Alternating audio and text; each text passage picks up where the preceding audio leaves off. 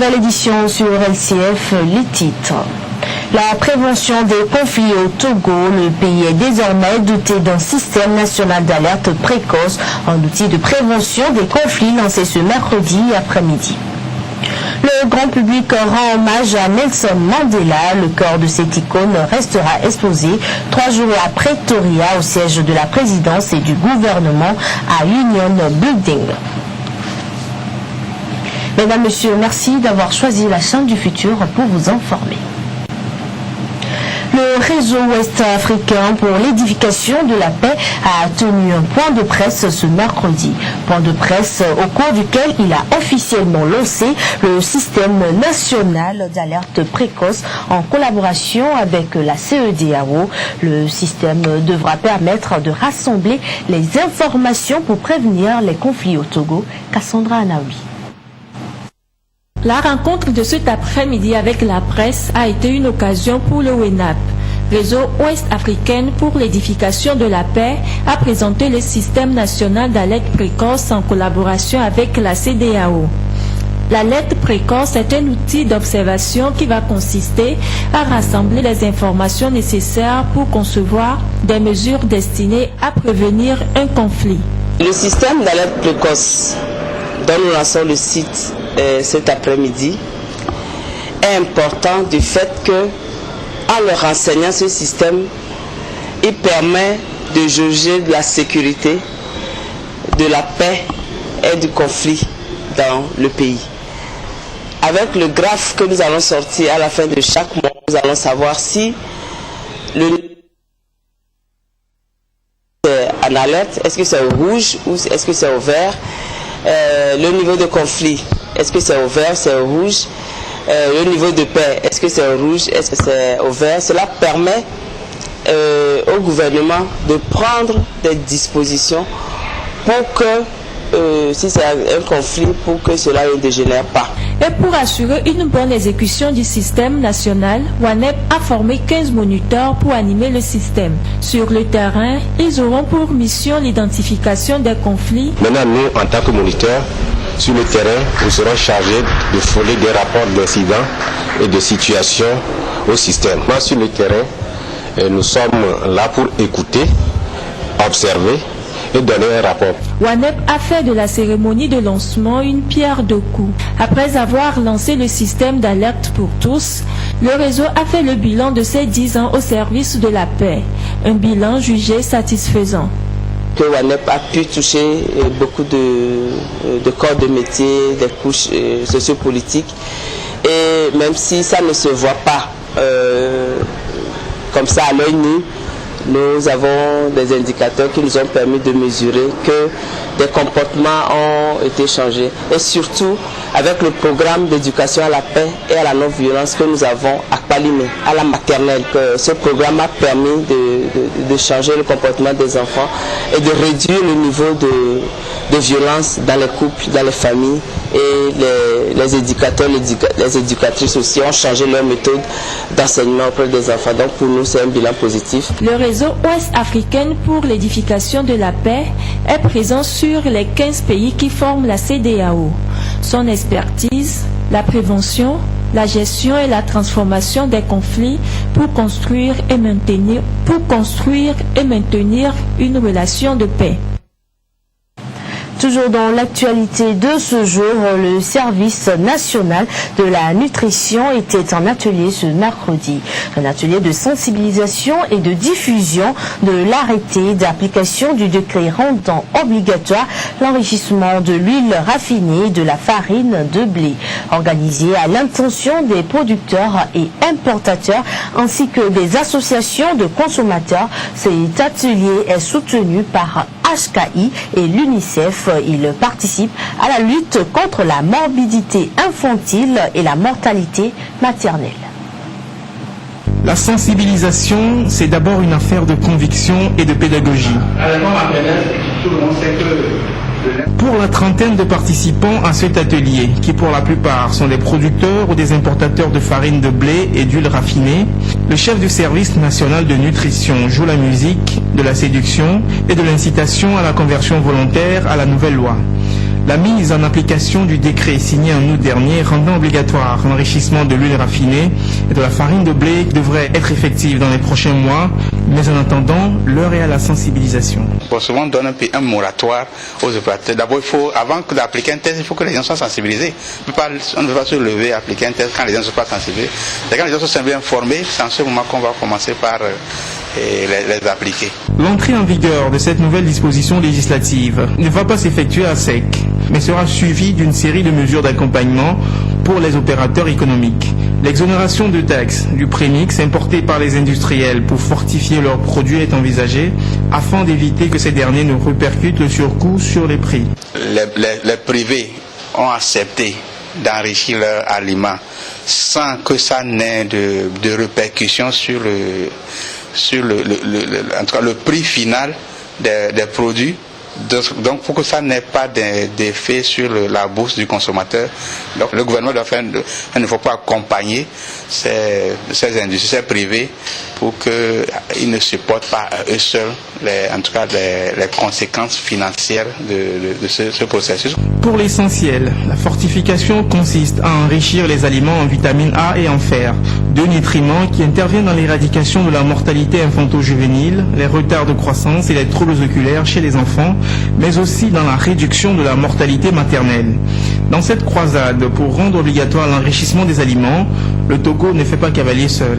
Depuis 2002, les partenaires comme Hélène Keller International, l'UNICEF, appuient les pays dans le cadre de la mise en place de la stratégie de fortification. Et cette stratégie est déjà mise en place dans tous les pays de l'UEMOA et à l'heure actuelle, 7 des 8 pays de l'UEMOA ont déjà rendu obligatoire la fortification de la farine de blé en fer et en acide folique. Donc ce qui reste maintenant à faire, c'est qu'il faut que ces arrêtés et ces décrets qui rendent obligatoire la fortification soient appliqués au niveau de tous les pays. Et nous sommes en train de voir comment harmoniser les normes de fortification au niveau de tous les pays de la CEDEAO. L'enrichissement de la farine de blé et de l'huile raffinée représente un effort infinitésimal pour un bénéfice énorme en faveur des OMD 4 et 5 chers à l'UNICEF.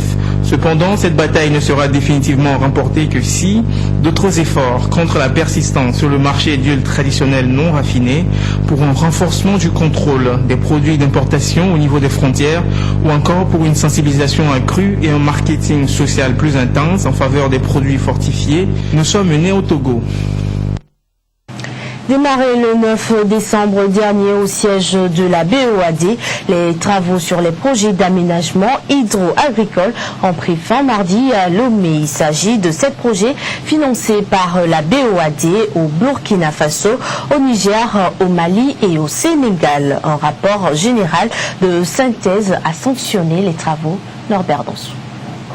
Après 2 jours de travaux et d'échanges sur les projets d'aménagement hydro-agricole financés par la Banque ouest-africaine de développement au Burkina Faso, au Mali, au Niger et au Sénégal, les experts se séparent sur une note de satisfaction avec en toile de fond plusieurs observations. Ces observations ont trait d'une part à la nécessité de l'entretien des infrastructures et d'autre part, et ces observations seront prises en compte pour que le bureau puisse mettre à notre disposition le rapport définitif de cette étude qui sera diffusé plus tard.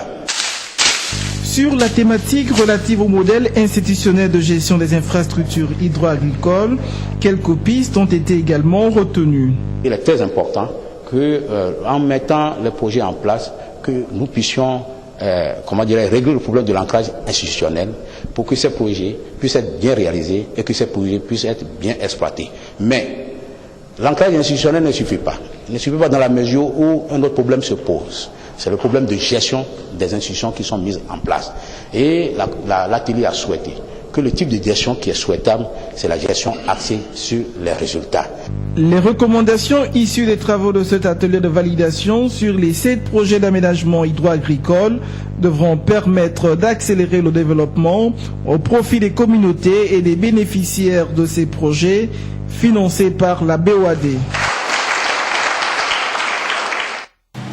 Toujours au Togo, depuis octobre 2013, le ministère de l'Urbanisme et de l'Habitat a lancé le processus de formation et d'élaboration de la politique de l'habitat et du développement urbain. À cet effet, une étude de diagnostic a été élaborée pour faire un état des lieux des différentes villes afin de trouver des solutions aux différents problèmes relevés. Cette étude a fait l'objet d'un atelier régional de validation tenu à Tapamé le 6 décembre dernier à Baki. Le secteur de l'habitat et du développement urbain est au cœur de cet atelier régional de validation de l'étude globale consacrée à ce secteur. Une étude qui fait le diagnostic des défis qui se posent aujourd'hui avec acuité en raison de l'explosion démographique et l'urbanisation exponentielle. Au lieu de constituer un moteur de développement, les villes africaines constituent plutôt un lieu où beaucoup de défis restent à relever, notamment l'épineux problème de circulation et de transport, la gestion des déchets plastiques, l'insalubrité et l'insuffisance des services urbains de base. Autant de problèmes qui ne rendent pas nos villes vivables. Le gouvernement togolais, sous l'impulsion du chef de l'État, sensible à ce problème, a pu inscrire dans la SCAP pour la période 2013-2017 le développement de nos villes. Il s'est assigné pour tâche la nécessité de créer un cadre de vie idéal dans nos villes. À cet atelier, les chefs traditionnels, la société civile, les présidents des délégations spéciales des préfectures et communes et les associations ont été représentés. Et cette rencontre à Tapamé permettra de réorganiser les différentes villes. On en vient à la direction centrale de la police judiciaire qui a interpellé le 28 novembre dernier le nommé Kounimavo Kossi à Théviers. Il se faisait passer pour un policier et s'est rendu coupable de vol, d'escroquerie et de racket. Une perquisition effectuée à son domicile a permis de découvrir des effets vestimentaires de la police, notamment un complet de treillis de couleur bleue sur fond noir, une paire de menottes et 2 paires de Rangers. Le prévenu sera bientôt présenté au parquet de Lomé pour répondre de ces actes qui, selon la police, portent atteinte à l'image des forces de sécurité et sèment la confusion au sein de la population. L'hommage à Mandela continue. La dépouille de Madiba a été transportée à Union Building, le siège de la présidence et du gouvernement à Pretoria, où il avait été investi en mai 1994. Pendant 3 jours, les personnalités et le grand public vont pouvoir rendre un dernier hommage à l'icône de la lutte contre l'apartheid, décédée à l'âge de 95 ans. Précédé d'une impressionnante escorte, le cercueil de Nelson Mandela quitte l'hôpital militaire de Pretoria recouvert du drapeau sud-africain. Dans cette ville où il a tout connu, de la prison à la présidence, sur le bord de la route, ils sont des centaines à venir le saluer. Je veux le voir une dernière fois, c'est mon héros.